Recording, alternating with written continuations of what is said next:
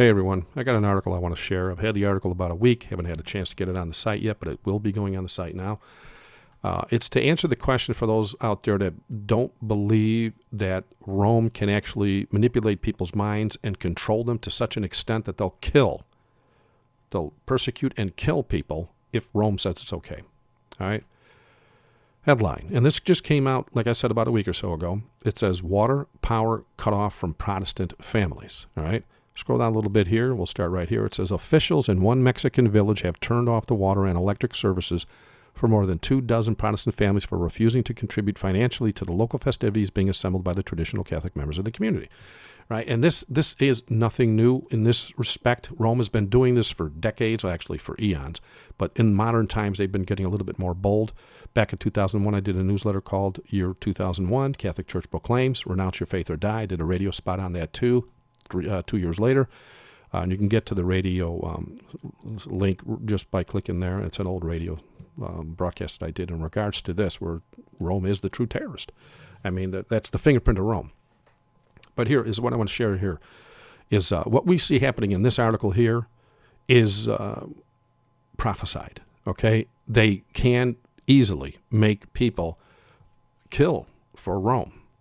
Especially when you get this kind of language out there. Check out what John Paul II did. He revived the Inquisition, the Office of Inquisition. He changed it from the Holy Office of Inquisition and called it just plain Holy Office now, right?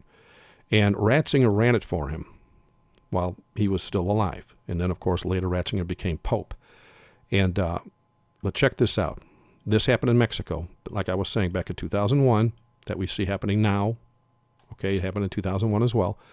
And if you read these articles, I'll put these links in the comments section, of course.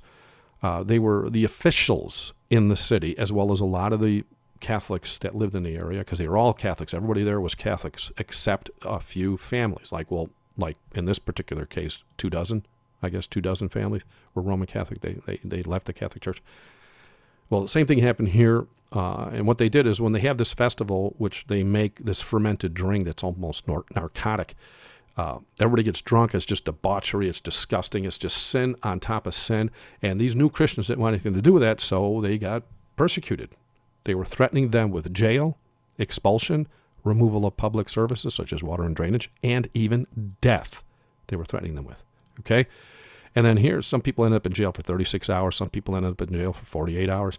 And then you got some people's houses were burned, and their animals were burned too. They were burned alive. Some people were fined 15,000 pesos, which is $1,600 American. And it was just insane what they were doing here. And so what we see happening here is prophesied to happen.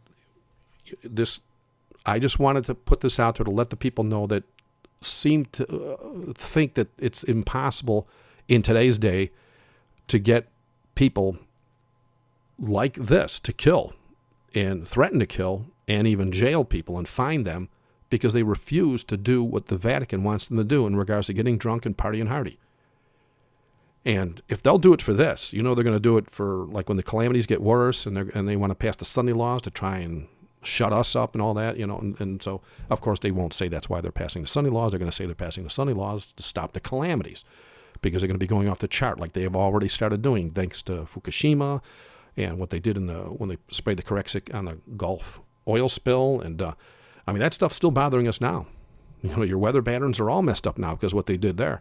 They destroyed the current, the underwater current there. That was kind of like a jet stream for the ocean, which messed up our regular jet stream in the air. And so that's why we have these crazy winters now and summers. So anyway, I just wanted to put it out there to let the people know just one more sign of the times we live in. And I hope and pray that you're getting your house ready and then you're in the Word daily and you're on your knees at least 3 times a day like David or Daniel did.